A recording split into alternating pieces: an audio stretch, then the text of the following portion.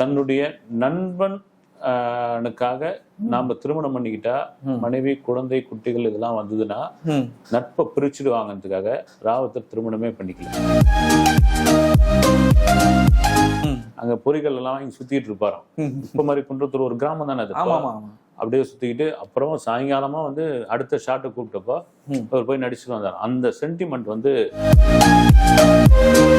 இல்ல இது சரியா வரலையேன்ட்டு, ஆனா வந்து நண்பன் சொல்லிட்டான்றதுக்காக அதை தட்ட மாட்டேன்றார். அதாவது ராவுத்தருக்கு பிடித்த ஒரு கதை விஜயகாந்துக்கு பிடிக்காமல் போனா விட அவருக்காக நடிப்பாராம் அவர். விஜயகாந்தோடைய மோதிரம் வந்து குரான் எழுதப்பட்ட வாசகம் எழுதப்பட்ட மோதிரம். அவருடைய டேபிள்ல வந்து திருப்பதி வெங்கடாச்சலபதியுடைய படம் இருக்கும். அப்படி ஒரு நட்பு பாருங்க, மதங்களை எல்லாம் கடந்து ஒரு நட்பு வந்து. சமயத்துல டிஸ்ட்ரிபியூட்டர் என்ன சொன்னாங்க, நீங்க மனிதன் நம்ம நாயகன் கூட இதை இறக்காதீங்க, ரெண்டு முதலைங்க வந்து நீங்களை அடிச்சு ஈஸியா சாப்பிட்டுறணும் போது ராவுத்தர் கான்பிடண்டா இந்த நேரத்துல நான் இறக்கி காமிப்பேன். இப்படி வந்து இதுவானது கலைஞர் தலைமையில நடந்த திருமணம். அவரே போட்டு அசந்துட்டாராம். என்னையா இப்படி வந்து ஒரு கூட்டம் வந்து இப்படி சேர்ந்துட்டு போயிருக்கு அப்படின்ட்டு. அதன் பிறகுதான், திருமணத்துக்கு பிறகுதான் வந்து இவங்க நட்புக்குள்ள ஒரு ட்விஸ்ட் ஆகுது. வந்து அன்றைய முதல்வர் ஜெயலலிதா நாக்க கடிச்சுக்கிட்டு அந்த நின்னதுதான் வந்து அதெல்லாம் ராவுத்தர் சொல்லி இதெல்லாம் பண்ணியே இருக்க கூடாது, ஏன் இது மாதிரிலாம் பண்றான் நண்பன். மனைவி பேச்சையும் மச்சான் பேச்சையும் கெட்டு போனது வந்து ஒண்ணு சக்கரை கவுண்டரு, அடுத்தது யாரும் நம்ம சின்ன கவுண்டரு அப்படின்னு. அது பார்க்கும் போது நமக்கு நகைச்சுவையா இருந்தாலும் அது பின்புலம் வந்து கொஞ்சம் வேதனை, உண்மை வந்து வேதனை அளிக்கிற மாதிரி தான் இருக்குது உண்மையிலே.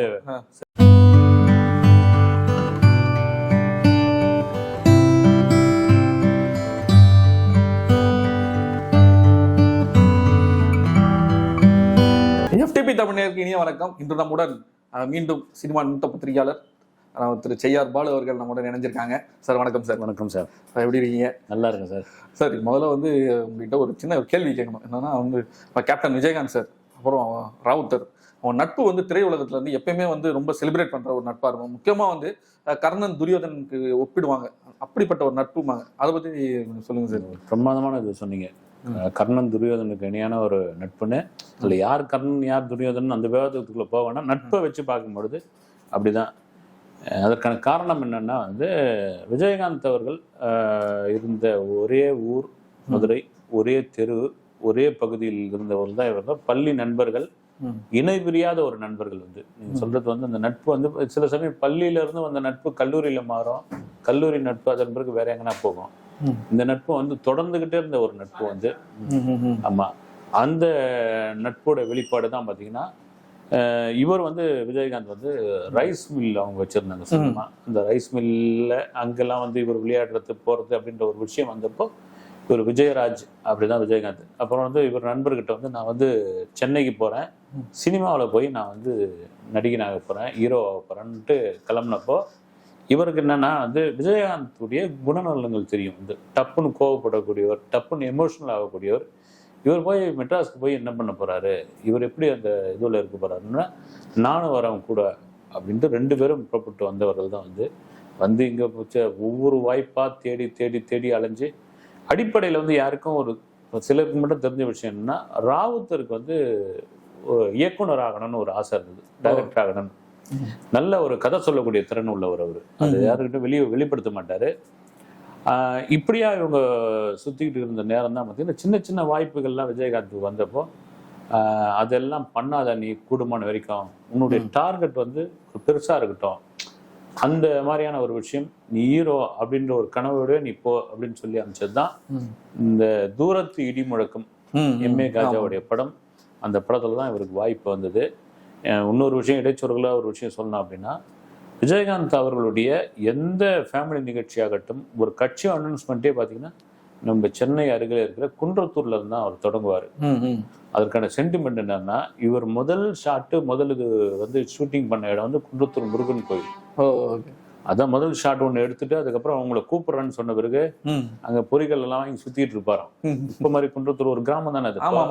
அப்படியே சுத்திக்கிட்டு அப்புறம் சாயங்காலமா வந்து அடுத்த ஷாட்டை கூப்பிட்டப்போ அவர் போய் நடிச்சுட்டு வந்தார். அந்த சென்டிமெண்ட் வந்து தொடர்ந்துகிட்டு இருந்தது. பல படங்கள்ல வந்து அவர் அந்த குன்றத்தூர் முருகன் கோயில் சம்பந்தப்பட்ட காட்சிகள்லாம் அங்க நடக்கிற மாதிரி எல்லாம் சில படங்கள், அம்மன் கோயில் கிழக்காலாம் பாத்தீங்கன்னா இருக்கும், இதெல்லாம் வந்து இருக்கும்.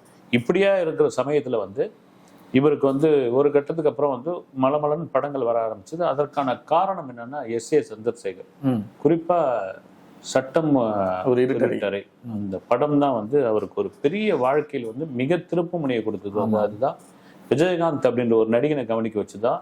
நீங்க பாத்தீங்கன்னா ஒரே வருஷத்துல எஸ்.ஏ.சியும் விஜயகாந்தும் சேர்ந்து கிட்டத்தட்ட ஒரு 17 படங்கள் பண்ணியிருக்காங்க. ஒரு பெரிய விஷயம். அந்த கெமிஸ்ட்ரின்னு வாங்க இல்லைங்களா, அது அந்த அளவுக்கு ஒர்க் அவுட் ஆகி ஒரு கட்டத்திற்கு பிறகு வந்து இவருக்கு கதை கேட்கறது கூட நேரம் இல்லாம, நீங்க யார் கதை சொன்னாலும் வந்து நண்பர் ராவுத்தர் கிட்ட போய் சொல்லிடுங்க அப்படின்னு. அதே சமயம் வந்து கதை தேர்வுல மிகப்பெரிய கெட்டிக்காரர் வந்து இப்ராஹிம் ராவுத்தர். யார் என்ன இது பண்ணணும், ஏது எப்படி சம்பளம் பேசணும், என்ன விஷயம் எதுவுமே எனக்கு தெரியாது, நீங்க எதுவாக இருந்தாலும் ராவுத்தர் கிட்ட பேசிங்க அப்படின்னு. அங்க ராவுத்தர் ஓகே பண்ணிட்டாருன்னா விஜயகாந்த் ஓகேன்ற அர்த்தம். இப்படிதான் ஒரு கதை வருது. அதுதான் ராவுத்தர் கதை தான். ஒரு இயக்குனர் ஒருத்தர் வராரு வாய்ப்பு தேடி வந்தவொடனே அவர்கிட்ட வந்து இந்த கதையை சொல்றாரு ராவுத்தர். ஒரு லைன் சொல்றாரு, சூப்பரா டெவலப் பண்ணலாம் சார் இந்த கதையை அப்படின்றாரு. அவர் டெவலப் பண்ணி அதை காமிக்கிறாரு. காமிச்ச பிறகு ராவுத்தருக்கு பிடிச்சி போகுது. விஜயகாந்த் கிட்ட அனுப்பிச்சு வைக்கிறாரு. அவரை அனுப்பிச்சு விட்டு விஜயகாந்த் அந்த ஃபர்ஸ்ட் இம்ப்ரெஸ் வந்து சரியா ஏதோ ஒரு பிடிக்கல அவரை. இல்ல இது சரியா வரலையன்ட்டு. ஆனா வந்து நண்பன் சொல்லிட்டான்றதுக்காக அதை தட்ட மாட்டேன்றாரு. அதாவது ராவுத்தருக்கு பிடித்த ஒரு கதை விஜயகாந்துக்கு பிடிக்காமல் போனா விட அவருக்காக நடிப்பாராம் அவரு. அப்படி ஒரு நட்பு அது. அப்போ வந்து சரி ராவுத்தருக்கு பிடிச்சி போச்சியா நடிப்பையா அப்படின்னு சொல்லிட்டு இருக்கிறவங்களாம் வந்து நடிச்ச உடனே அந்த படம் ஷூட்டிங் ஆரம்பிச்சதுல இருந்து 2-3 நாள் வந்து டைரக்டருக்கும் இவருக்குமான ஒரு டக்கா போயிட்டு இருக்கு. இவர் வந்து டைரக்டர் ஒன்று சொன்னா அவர் வேற மாதிரி செய்யறாரு, இல்ல இந்த சீன் தப்புன்றாரு. இப்படியா போயிட்டு இருக்கும் பொழுது வந்து அந்த டைரக்டர் போய் ராவுத்தர் கிட்ட போய் சொல்றாரு, சார் அவர் எனக்கு சரியா வந்து ஒத்துழைக்க மாட்டேன்றாரு, அவர் என்னன்னு தெரியல, விருப்பம் இல்லையானு. ராவுத்தர் கூப்பிட்டு என்ன உனக்கு ப்ராப்ளம்ன்றாரு. இல்லை எனக்கு கதை ஒரு மாதிரி இருக்குன்னா, கதை என் கதை தான், என்னுடைய எல்லாம் தான், நீ நடி, இந்த படத்துக்கு அப்புறம் கேரியரே வேற மாதிரி மாறப்போதான், என்னவோ நீ சொல்லிட்ட போ அப்படின்ட்டு ஏதோ இன்ஸ்டியூட் ஸ்டூடெண்ட்டான் அப்படின்ட்டு போறாரு அவரு. அந்த படம் நடிக்கிறாரு. உண்மையிலே விஜயகாந்த் வாழ்வில் திருப்பு முனை ஏற்படுத்திய படம் இந்த படம் வந்து புலன் விசாரணை. அந்த படத்துடைய டைரக்டர் ஆர்.கே. செல்வமணி. அதுக்கு கதை இப்ராஹிம் ராவுத்தர்னு வரும் டைட்டில் கார்டுல. அதுதான் வந்து இப்படி நண்பருங்க. அதுக்கப்புறம் பெரிய வெற்றி அடைஞ்ச பிறகு ராவுத்தர் வந்து சொல்லியிருக்காரு பாத்தியா அப்படின்னு. அப்போ நண்பர் மேல இன்னும் ஒரு கூடுதல் மரியாதையும் அவர் மேல ஒரு நம்பிக்கையும், அவர் கூடுதல் நம்பிக்கையும் வருது. அந்த புலன் விசாரணையுடைய வெற்றி, இப்ப விஜயகாந்த் வீடு இருக்கு இல்லைங்களா, அது பக்கத்திலேயே தான் செல்வமணி வீடு. அந்த இடத்த வந்து அவர் தான் வாங்கி கொடுத்துருக்காரு. சாலிகிராமத்துல செல்வமணிக்கு வாங்கி கொடுத்து நீ இங்க இருக்குன்னு சொல்லி, அதன் பிறகு கேப்டன் பிரபாகர் வந்து நடந்ததான் தெரியும். இதற்கு முன்னாடியே பாத்தீங்கன்னா வந்து பிலிம் இன்ஸ்டியூட் ஸ்டூடெண்ட்கள் 80s வந்து ஏதோ வந்து அவங்கெல்லாம் வந்து இந்த இண்டஸ்ட்ரிக்கே வேண்டாதவர்களுக்கு மாதிரிலாம் வந்து விரட்டிக்கிட்டு இருந்தாங்க ஒரு காலகட்டத்துல. என்னன்னா இவனுக்கு இங்கிலீஷ் படத்தை பார்த்து காப்பி அடிக்கிறவங்க செலவை 3 மடங்கா இழுத்து விட்டுருவாங்க, இவங்களுக்கு படம் பண்ண தெரியாது, இவங்க தப்பு நான் சிங்க்ல படம் பண்ணுவாங்க, கதையை வந்து ஒரு கோரியா சொல்லத்துக்கு இப்படியாப்பட்ட இதுல வந்து அந்த இன்ஸ்டியூட் ஸ்டூடெண்ட்டுக்கு வந்து திரைமணி இன்ஸ்டியூட் ஸ்டூடெண்ட்டுகள் முதல் பேட்ச் வந்து அப்படி தடுமாறிக்கிட்டு இருந்த நேரம் வந்து விஜயகாந்திற்கு இந்த விஷயம் தெரிஞ்சு அவர் அப்பயே ஒரு கேமியோ ரோல் பண்ண படம் தான் ஊமை விழி. அந்த படத்துடைய கேமியோ ரோல் ஆரம்பிச்சு அது வந்து எக்ஸ்டெண்டடா பார்த்தா செகண்ட் ஹாஃப்ல தான் ஹீரோ சொன்ன மாதிரி கேமியோ ரோல்னு ஆரம்பிச்சது செகண்ட் ஹாஃப் முழுக்க அவர் தான் வந்து சம்பவமா இருப்பார். அந்த படம் சூப்பர் டூப்பர் ஹிட். முக்கியமா ஆபாவனன் வந்து ஃபர்ஸ்ட் நினைச்சது வந்து சிவகுமார் அப்படிமா. சிவகுமார் தான் அந்த படத்துக்கு நடிக்க வேண்டியது. ஆனா அவர் டேட்ஸ் அப்போ கிடைக்காதனால ஒரு விஜயகாந்த் சார் நடிச்சு, ஆனா விஜயகாந்த் சாருக்கு வந்து ஒரு மிகப்பெரிய திருப்புமுனை. அதுக்கப்புறம் தான் போலீஸ் படங்கள் அதிகம் நடிக்க ஆரம்பிச்சது. கரெக்ட். அந்த பிறகு போலீஸ் படம் அந்த கோட்டு போட்டுக்கிட்டு வந்து நிக்கிறதெல்லாம் அதோடைய ட்ரேட்மார்க் ஆயிடுச்சு வந்து. அந்த அதுக்கெல்லாம் காரணம் வந்து ராவுத்தர் தான் முக்கியமா. ஸோ முக்கியமாக சார் நீங்கள் சொன்ன மாதிரி வந்து ராவுத்தர் சார் வந்து அப்படியே விஜயகாந்தோட லைஃப்பை வந்து அப்படியே அவர் தான் வந்து அப்படியே வரைஞ்சாருன்னு சொல்லலாம். அவர் சினிமாவில் முக்கியமாக வந்து அவர் நீ வந்து முரட்டு காலையில் வந்து அவருக்கு வந்து மெயினாக வில்லன் வேஷம் வந்தது. அவருக்கு ஜெய்சங்கர் பண்ண வேஷம் வந்தது. இதில் பெரிய தொகை கூட சம்பளமாக தரதான் பேசிட்டாங்க. ஆனால் வந்து ராவுத்தர் தான் இல்லை, நீ வில்லன் அடித்தா உனக்கு வந்து வில்லனாவே நீ போயிடுவ, ஹீரோ ஆக முடியாது, நீ ஹீரோனா ஹீரோ மட்டும்தான் அப்படின்ற மாதிரி அவர் சொன்னாருன்னு சொல்லுவாங்க. அது அதாவது வந்து ஒரு 80s இறுதியில வந்து விஜயகாந்தோடைய படங்கள் ஒரு 4-5 படங்கள் தோல்வி படங்கள் ஆகுது. அதன் பிறகு யாருமே வரமாட்டேன்றாங்க, கதை சொல்றது கூட யாரும் வரமாட்டேன்றாங்க. ஒரு கட்டத்துல வந்து கையில காசே இல்லை, எடுப்பு சாப்பாடு வாங்கின்னு வராங்க, வாங்கின்னு வந்து மத்தியானம் சாப்பிட்றாங்க, மீந்த சாப்பாட்டை தண்ணி ஊற்றி வைக்கிறாங்க, அதுல சாப்பிட்ட சாப்பாடு மறுபடியும் வச்சு மறுநாள் காலைல அதை கஞ்சா கரைச்சி குடிக்கிறாங்க. ஒரு கட்டத்துக்கு அப்புறம் விஜயகாந்துக்கே ரொம்ப இதுவாயிடுது, போதையா நம்ம ஊருக்கே போயிடலாமா அப்படின்ற அளவுக்கு வந்து இதுவாயிடுது. என்ன அது திடீர்னு இவ்வளவு பெரிய இது வந்ததுன்னா இரு பொறு விஜய் ராவுத்தர் வந்து விஜய் தான் கூட விஜய் ஒரு வாய்ப்பு வரும் நமக்கு அப்படின் போது திடீர்னு ஏவிஎம்ல இருந்து விஜயகாந்துக்கு ஒரு அழைப்பு வருது. ரொம்ப உற்சாகமா போறாரு. போனோடனே ஏவிஎம் உடைய பாலிசில யாருன்னா இந்த வாய்ப்பு இல்லாம அவுட் ஆஃப் ஃபீல்ட்ல இருக்கிறவங்க எல்லாம் வில்லனா தூக்கி போட்டுருவாங்க அவங்க வழக்கமா. அப்போ வந்து முரட்டுக்காலில் வந்து ஜெய்சங்கர் பண்ணிய கேரக்டர்ல முதல்ல இவருக்கு தான் பிக்ஸ் பண்றாங்க. சம்பளம் வந்து 1 லட்சம் ரூபான்னு பேசுறாங்க. 1 லட்சம் ரூபா பெரிய காசு. அந்த காசை கேட்டவொடனே ஓகேன்றாரு. ஒரு அட்வான்ஸையும் வாங்கிட்டு வந்துடுறாராம். வாங்கிட்டு வந்தோன்னா இங்க பிடிச்சிக்கிட்டு இப்ராஹிம் ராவுத்தர் திட்டு யார் அவன் இது பண்ண சொன்னது, நீ ஒரு ஹீரோ மெட்டீரியல், நான் அப்படிதான் உன்னை டிசைன் பண்ணி வச்சிருக்கேன், நீ பாட்டுன்னு போய் வில்லன் இதுவாயிருன்னு. ஒரு படம் வில்லனா நடிச்சான். ஒரு படம் வில்லனா நடிச்சு நடிக்கிறது யாரு கூட, ரஜினிகாந்த். தயாரிப்பு ஏவிஎம் நிறுவனம். படம் சூப்பர் ஹிட் ஆயிடுச்சுன்னா உனக்கு வரிசையா அட்வான்ஸ் கொடுக்கறதுக்கு வில்லனா தான் வந்து நிப்பாங்க. இவங்க ஹீரோ கணவெல்லாம் தூக்கி போட வேண்டியதா இருக்கும். எடுத்து போய் அந்த அட்வான்ஸ் காசை திருப்பி கொடுன்றாரு. அவர் கூச்சப்படுறாரு. இவ்வளவு பெரிய நிறுவனத்துல பேசிலாம் வாங்கிட்டு வந்தாச்சு, நீ எடுத்து போய் கொடுத்துரு, பணிவா பேசுற மாதிரி பேசி இது பண்ணி கொடுத்துருன்னா அப்புறம் ஏதோ சொல்லி ஏவிஎம் சரவணன் விட்டா சார் கோச்சு அதிகம் சார் அதெல்லாம் சொல்லி ஏதோ கொடுத்துட்டு வந்துடுறாரு. அதுதான் வந்து இப்ராஹிம் ராவுத்தர் வந்து அவருடைய வாழ்வில் பெரிய திருப்புமுனை ஏற்படுத்திய விஷயம் அது. அப்படி ஒரு சமயம் அதை நடிச்சிருந்த அந்த படம், அந்த படத்துடைய வெற்றி என்னன்னு நமக்கு தெரியும், மிகப்பெரிய. ஆமா, வில்லனாதான் மறுபடியும் ஹீரோ ஆகிறதுக்கு எவ்வளவு கஷ்டப்பட்டு. ஏவிஎம்மே கொஞ்ச நாள் படம் எடுக்காம இருந்து ரொம்ப நாள் கழிச்சு ஸ்டார்ட் பண்ண படம் முரட்டுக்காலை. அதெல்லாம் வந்து ராவுத்தருடைய கைட்லைன்ஸ் இல்லாமல் பண்ணிருக்கவே முடியாது வந்து விஜயகாந்தால. குறிப்பா இன்னொரு விஷயம் வந்து சொல்லணும்னா, இப்போ வரைக்கும் சொல்லுவாங்க வந்து இப்போ வந்து டி நகர் பாண்டி பஜார் ராஜாபாத் ஸ்ட்ரீட் தான் வந்து விஜயகாந்த் அலுவலகத்துக்கான ஒரு அடையாளமா இருந்தது. இப்ப ரத்னா ஃபேன் ஹவுஸ் இருக்குது அது மாதிரி ரோஹிணி லாட்ஜ். ஆமா, ரோஹிணி லாட்ஜ் பக்கத்துல. அப்ப வந்து ராவுத்தர் சொல்லுவாராம் வந்து வர ரசிகர் கூட வந்து ரசிகரை வந்து ஊர்ல இருந்து பார்க்க வந்தா போட்டோ, இவங்களாம் இப்போ வந்து செல்போன் இருக்குது, அப்போ நிரந்தரமா ஒரு போட்டோகிராஃபரே இருப்பாங்களாம்.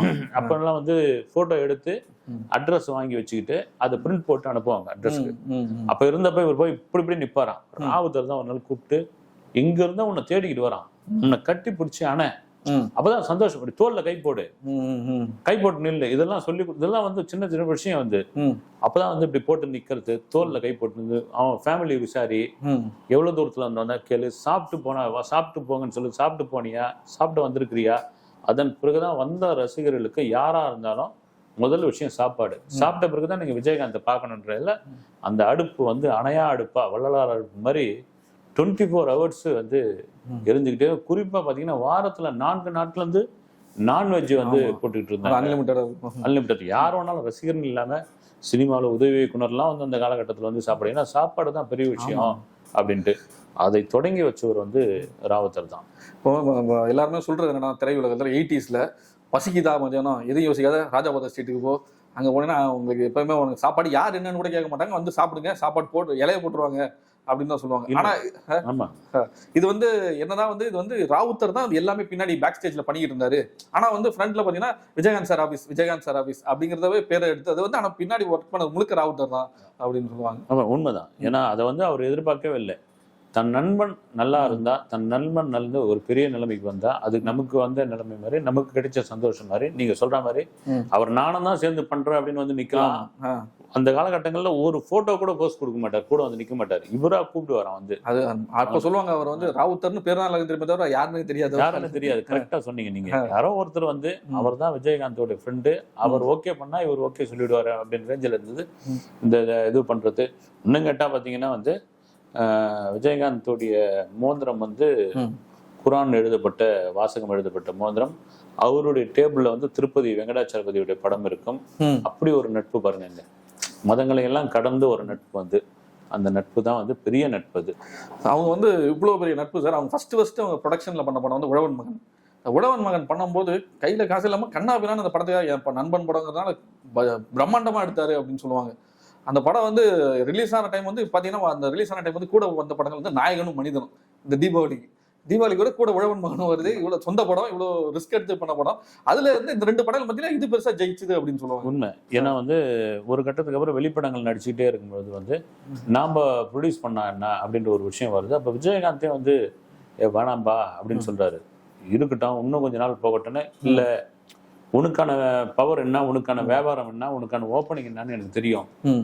ஏன் வெளி கம்பெனிக்கு பண்ணுவோம், நாமளும் தயாரிப்போம். இதுல தயாரிக்கும் போது நமக்கு என்ன லாபம் வருது, என்ன பலத்தை வந்து நேரடியாக செஞ்சுக்கலாம். தோல்வி படமா இருந்தா கூட பரவாயில்ல அப்படின்னு நீங்க சொல்ற மாதிரி உழவன் மகன் கதையை கேட்ட பிறகு அந்த படத்து மேல ஒரு பெரிய நம்பிக்கையாகி எக்கச்சக்கமான செலவு, பிரம்மாண்டமான ஒரு தயாரிப்பு, குறிப்பா அந்த டைட்டில் வந்து கரெக்டா இவங்களுக்கு வந்து அமைஞ்சிடவே பெரிய சந்தோஷம் ஆயிடுச்சு. ஏன்னா வந்து புரட்சி தலைவர் எம்ஜிஆர், அப்புறம் வந்து ரஜினிகாந்த் மாதிரியான மாஸ் ஹீரோக்களுக்கு கிடைக்கக்கூடிய அந்த டைட்டில் வந்து இவர் கிடைச்சவொன்னு நீங்க சொல்ற மாதிரி தயாரிப்பு செலவு வந்து எங்கேயோ போய் நின்று போச்சு.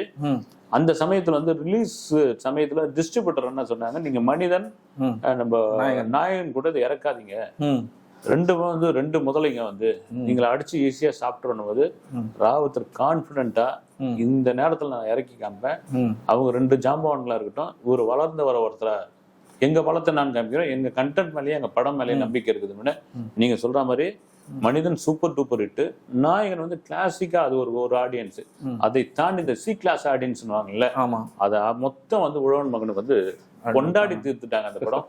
ஒவ்வொரு சாங்கும் ஹிட்டு. ராவுத்தர் அன்னைக்கு எடுத்த ரிஸ்க் தான். எப்படின்னா விஜயகாந்த், ரஜினிகாந்த், கமலஹாசன் மத்தியில யாரா அந்த விஜயகாந்த்னு ப்ரூவ் பண்ணிச்சு, அந்த டைம் ப்ரூவ் பண்ணிச்சு. கரெக்டா சொன்னீங்க நீங்க. வந்து விஜயகாந்த் தலைப்பு வச்சது கூட சில அப்ப அந்த சமயங்கள்ல எதிர்ப்புலாம் வந்தப்போ ஏன் வைக்க கூடாதா அப்படின்ற ஒரு விஷயம் வந்து ராவுத்தர் கேட்டார். அது ரஜினிகாந்தும் அதுக்கு ஒன்றும் மறுப்பு சொல்லல. யார் வேணாலும், எனக்கு பாலச்சந்திர சார் வச்சாரு அதெல்லாம் ரைட்டு, அவருக்கு இன்னொருத்தர் வச்சிருக்காரு, இதுல போய் நான் ஏன் இதுவானா அது அப்படின்னு சொல்லியிருக்காரு. இப்படி ஒவ்வொரு விஷயமா வந்து பார்த்து பார்த்து பண்ணவதான். குறிப்பா தன்னுடைய நண்பனுக்காக நாம திருமணம் பண்ணிக்கிட்டா மனைவி, குழந்தை, குட்டிகள் இதெல்லாம் வந்ததுன்னா நட்பை பிரிச்சுடுவாங்கிறதுக்காக ராவத்தர் திருமணமே பண்ணிக்கல. உண்மையிலேயே வந்து கேட்க அவ்வளவு பெரிய இதுவா இருக்குது வந்து. அதே போல வந்து விஜயகாந்துக்கு பிடித்த உடை எதுன்னு பாத்தீங்கன்னா, அந்த காலத்துல பெரிய காலர் வச்சு பெல் பாட்டம் பேண்ட், ஒரு கட்டத்துக்கு அப்புறம் அதை மாத்துறாரு ராவத்தர். வேஷ்டி சட்டை கட்டு, வேஷ்டி சட்டை போடு, ஒயிட் அண்ட் ஒயிட்ல போடு, நல்லா இதுவா இது பண்ணு, கிளீன் ஷேவ் பண்ணு, தலைய நல்லா வாரு, பார்க்கும்போது இதுவா இது பண்ணு, யாரை பார்த்தாலும் 2 வணக்கம் சொல்லாத, 2 கையெழுத்து கும்பிடு. இது மொத்தத்தையும் வந்து இது பண்றாரு. இது என்னன்னா அரசியலுக்காக அவர் வந்து தயார்படுத்துறாரு. விஜயகாந்துக்கு இது தெரியாது. அப்ப நண்பனை எப்படி அரசியலுக்கு டிசைன் பண்ணணும், எப்படி கொண்டு வரணும் அணுவா பண்றாப்புல ராவுத்தர். அதுல இருந்தா வந்து அவரை வந்து ஒவ்வொரு விஷயமா மாத்துறாப்புல. எங்கேயாவது நீ அவுட்டோர் கார்ல போறியா, ஒரு 10 விவசாயிங்க வேலை பார்த்துட்டு இருக்காங்களா, அங்க இறங்கு, இது நாடகம் கிடையாது, ஆத்மார்த்தமா பண்ணு, நீ கேமராக்காக இதுக்காக பண்ணாத, இப்பெல்லாம் இந்த மாதிரி மீடியா கிடையாது, போ அவங்களை சந்திச்சு பேசு, அவங்க என்ன வச்சுக்கிறாங்க, நீர் மோரோ கூழோ அதை நீ வாங்கி குடி. அதெல்லாம் நான் விஜயகாந்த் அதெல்லாம் இறங்கி பண்ணக்கூடியது, அந்த இதெல்லாம் இது பண்ணக்கூடியது. அதை வந்து வேத வாக்கா எடுத்து இப்படி வந்து பொது ஜனங்களா வந்து ஆரம்ப கட்ட காலத்துல அவர் கலந்த பிறகுதான் அவருக்கு ஒரு பெரிய இதுவாச்சு. 2வது எஸ்எஸ்சி வந்து அவருடைய வளர்ச்சிக்கு பெரிய இதுவா இருந்தார். குறிப்பா அந்த அநீதிக்கு எதிரான விஷயங்கள், விளிம்பு நிலை மக்களுடைய பிரச்சனைகளை பேசுறது. எஸ்எஸ்சி ராமநாராயணன் 2 பேரும் ராமநாராயணன் முக்கியமா இவங்களை வந்து கண்டிப்பா சொல்லலாம். வந்து இந்த கதைகள்லாம் வந்து அவருடைய அரசியல் அடித்தளத்துக்கு ஒரு பெரிய பலமா இருந்தது. அதை ராவத்தர் எப்போ கண்டுபிடிச்சிட்டாரு. அதுல இருந்து அந்த வேலைகள்லாம் துவங்க ஆரம்பிச்சாரு. இந்த நட்பு இப்படி இருக்கும்போது அப்போ சொல்லுவாங்க, விஜயகாந்த் சார் வந்து ஒரு முன்னணி நடிகை மேல வந்து காதல் வயப்பட்டு அவங்கள திருமணம் செய்ய போற டைம்ல வந்து ராவுத்தர் தான் வந்து நடுவில் வந்து இது பண்ணினா உன் இமேஜ் பாதிச்சிடும், உன்னோட இதுக்கப்புறம் உன்னோட கெரியர் வந்து எப்படி போகும்னு எனக்கு தெரியலங்கிற மாதிரி அவரை இது பண்ணி அந்த திருமணத்தோட தடுத்து நிறுத்தினாரு அப்படின்னு சொல்லுவாங்க. உண்மைதான். அந்த நடிகை கூட தான் வந்து தொடர்ச்சியா படங்கள் பண்ணி அத்தனை படங்கள் இட்டு ஏறக்குறைய அவங்க வந்து அந்த நேரத்துல வந்து இந்த இப்போ சொல்றாங்களே இந்த கெமிஸ்ட்ரி, அந்த கெமிஸ்ட்ரி அப்பவே பெரிய அளவில் ஒர்க் அவுட் ஆயிருந்தது. அந்த நடிகைக்கு தான் வந்து இவருக்கு வந்து எப்படி இங்கிலீஷ் பேசணும் இவருக்கு தெரியாது. அப்போ ஒரு பேட்டிலேயே ஒரு விஜயகாந்த் சொல்லியிருக்காரு, ஒரு தடவை வந்து சேத்பட்டு பிரிட்ஜ் வழியா வந்துட்டு இருக்கிறதுக்கோ ஒரு ஃபாரினர் இறங்கி இந்த அட்ரஸ் எங்கன்னு கேட்டதுக்கு ஐநோ அப்படின்னு நிற்கிறாரு. அவரு எனக்கு தெரியாதுன்னு தான் அவருக்கு இங்கிலீஷ்ல இது பண்ணி ஐநோன்னு திரும்ப கேட்ட பிறகுதான் அப்புறமா யாராவது சொல்லியிருக்கேன் ஐநோன்னா எனக்கு தெரியும் அப்படின்னு, இது கூட தெரியாது அப்படின்ற அளவுக்கு அவங்க கொஞ்சம் கொஞ்சமா இதெல்லாம் சொல்லி சின்ன சின்ன வேர்டு இதெல்லாம் எப்படி பேசணும், இங்க எப்படி நடந்துக்கணும், ஒரு ட்ரெஸ் எப்படி பண்ணணும், அவுட்டோருக்கு ஏர்போர்ட் போகும்போது ஏர்போர்ட்ல எப்படி இது பண்ணணும், இப்படி எப்படி சாப்பிடணும், இந்த மாதிரி விஷயங்கள் இதெல்லாம் தேவைப்படுது. நீங்க இயல்பா இருங்க ரைட்டு, சில இடங்கள்ல இதெல்லாம் தேவைப்படுது அப்படின்னு அதெல்லாம் வந்து அவங்க தான் இது பண்ணிருக்காங்க. ஒருக்கப்புறம் அவங்களுக்குள்ள ஒரு பெரிய இதுவாகுது, திருமணம் பண்ணிக்கலாம்னு வரும்பொழுதுதான் வந்து நீங்க சொல்ற மாதிரி ராவத்தர் வந்து சரி வேணாம், இல்ல நண்பா வேணாம் அப்படின்றாரு. அவருக்கு வந்து ரொம்ப வருத்தம் ஆயிடுது. ஒரு கட்டத்துல கல்யாணமே வேணான்னு ஒரு முடிவுக்கு வர்றாரு, ஏன்னா பிரிச்சுட்டாங்களே அப்படின்ட்டு. அப்போ வந்து அந்த நடிகையுடைய சாயல்ல இருக்கிற ஒரு பெண்ணை பாக்குறப்போ ஏறக்குறைய இவங்களுடைய சொந்தக்கார பெண்ணாக வந்து வேலூர் மாவட்டத்தை சேர்ந்த பிரேமலதாவை வந்து முடிவு பண்ணி திருமணம் நடக்குது. இந்த திருமணம் வந்து மதுரையில வந்து திருமணம் கிடையாது, அது வந்து அழகர் ஆற்றுல இறங்குற மாதிரியான ஒரு விழாவா வந்து இவ்வளவு பெரிய கோலாகலமா பண்ணி அந்த வீடியோலாம் கூட ஒண்ணு இருக்கு, யூடியூப்ல இருக்கு. அப்படி ஒரு 1,00,000 பேருக்கு மட்டன் பிரியாணி போட்டு அப்படி இது எல்லாம் பின்னணியில இருந்து கலைஞர் தலைமையில நம்ம மண்ணுல இருந்து நம்ம போய் இன்னைக்கு வந்து ஒரு பெரிய ஸ்டாரா இருக்கிற நீ இங்க நடக்குது திருமணம், இங்க எவ்வளவு பேர் வந்தாலும் அவ்வளவு பேருக்கு நீ சாப்பாடு போடணும், ஆனா நீ பண்ணு அப்படின்னு சொல்லி மூட்டை கணக்கு நீங்க சொன்ன மாதிரி அந்த அடுப்பு வந்து கொட்டிக்கிட்டே இருக்காங்கன்னா பிரியாணி வந்துகிட்டே இருக்குதான் வந்து. அப்படி வந்து இதுவானது கலைஞர் தலைமையில நடந்த திருமணம். அவரே போட்டு அசந்துட்டாராம், ஐயோ என்னையா இப்படி வந்து ஒரு கூட்டம் வந்து இப்படி சேர்ந்துட்டு போயிருக்கு அப்படின்ட்டு. அதன் பிறகுதான் திருமணத்துக்கு பிறகுதான் வந்து இவங்க நட்புக்குள்ள ஒரு ட்விஸ்ட் ஆகுது. இவ்வளவு ஆழமான ஒரு நட்பு, இந்த நட்பு வந்து எப்படி ஒரு விரிசல் வந்தது? இது காரணம் வந்து நிறைய பேர் சொல்றது வந்து என்னென்னமோ சொல்லுவாங்க, அது உண்மையான காரணம் வந்து இந்த விரிசலுக்கான காரணம் தானே? இல்ல ஆக்சுவலா என்னன்னா வந்து ஒரு என்ன சொல்லுவாங்க, ஒரு அதிகபட்ச நட்பு வந்து ஒரு 20 வருஷம் பிரிஞ்சவங்களும் கிடையாது, 20 வருஷம் நட்பா இருந்தவங்களும் கிடையாது. ஏதோ ஒரு வகையில வந்து ஒண்ணு சேர்த்துருவாங்க, பிரிஞ்சு போயிடுவாங்கன்ற மாதிரி.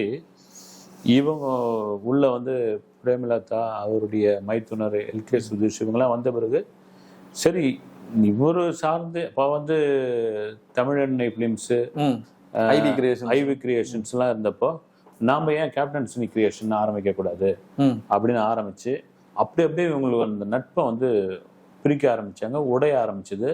ஒரு கட்டத்துல வந்து சந்திக்க முடியாத அளவுக்கு எல்லாம் பண்ணி விட்டாங்க. வந்து எப்படி வந்து ராவுத்தர் தனக்கு ஒரு ஃபேமிலி வந்தா இது நடக்குமோன்னு பயந்தாரோ, இங்க வந்து அது உள்டாவா மாறிடுச்சு. அது அந்த காலகட்டத்தில் சொல்லுவாங்க. அதுலயே பாத்தீங்கன்னா வந்து ஒரு சமயத்துல வந்து அவரே நடந்து சாலிகிராமத்துல தான் ராவுத்தர் வீடு இருந்தது, நண்பனை பார்க்கவே முடியலன்ட்டு நடந்தே வந்து இப்ப அந்த திரு கண்ணபிரான் காலனில இருக்க வீட்டுக்கு வந்தப்போ வந்து இல்ல பார்க்க முடியாதுங்கன்னு சொல்லி அமைச்சிருக்காங்க, ஒரு இன்சல்ட் பண்ணிருக்காங்க. ஒரு தகவல் வந்து ஒரு விஜயகாந்துக்கு ஒரு நெருக்கமான ஒரு நபர் வந்து என்கிட்ட சொன்னது, இப்படியே நடந்ததுன்னு. அதுல போய் படுத்தவர் தானே. அதோட வந்து அப்படியே சீக்காளி மாதிரி ஆகி மனவேதனையிலே அவங்களுக்குள்ள நீங்க சொன்னீங்கல்ல ஒரு துரியோதன் கர்ணனுக்கான நட்பு மாதிரி, அந்த நட்பு எப்படியாப்பட்ட நட்பா இருந்ததா அதை பிரிஞ்ச உடனே இவ்வளோ காலம் தன்னுடைய நண்பனை வந்து இப்படியெல்லாம் கொண்டு வந்தோம், அந்த நண்பனும் வந்து தங்கிட்ட வந்து எந்தவித எதிர்பார்ப்பும் இல்லாம நம்ம சொல்றதெல்லாம் செஞ்சுட்டு இருந்த ஒரு நண்பன் வந்து திடீர்னு ஒரு இது வந்து பிரிச்சுட்டாங்களே அப்படின்ற ஒரு வேதனை வந்து சந்திக்க முடியாது. போன் கனெக்ஷன் கொடுக்கறது இல்ல, இந்த மாதிரி விஷயங்கள் வந்து கொஞ்சம் கொஞ்சமா ஒரு மன உறுத்தல் ஏற்பட்டு என்ன நினைச்சுப்பார் ராவுத்தர் வந்து நமக்கும் வந்து நம்ம ஒரு முடிவு எடுத்து நமக்கு ஒரு மனைவி மக்கள் இருந்திருந்தா நமக்கு இன்னத்துக்கு நமக்கு ஆதரவா இருந்திருப்பாங்கல்ல, அவர் மனசுல தோன்றுது. இதே சமயம் விஜயகாந்துக்கும் பாத்தீங்கன்னா இந்த பிரிச்சதெல்லாம் அவருக்கு தெரியும். அது வந்து தன் நண்பனுக்கு வந்து ஒரு பெரிய துரோகம் செஞ்சுட்டோன்னு மன வருத்தப்பட்டு கொஞ்ச காலம்லாம் வந்து ரொம்ப பாக்குறவங்கிட்ட எல்லாம் புலம்பிக்கிட்டு இருந்தார் அவரு. ராவுத்தர் வந்து ஒரு கட்டத்துல கோமா ஸ்டேஜுக்கு போனப்போ வந்து, ஆனா அரசியல் கட்சி ஆரம்பிச்ச உடனே ராவுத்தரோட அந்த பிரசன்ஸே எல்லாம் போயிடுச்சு சார்.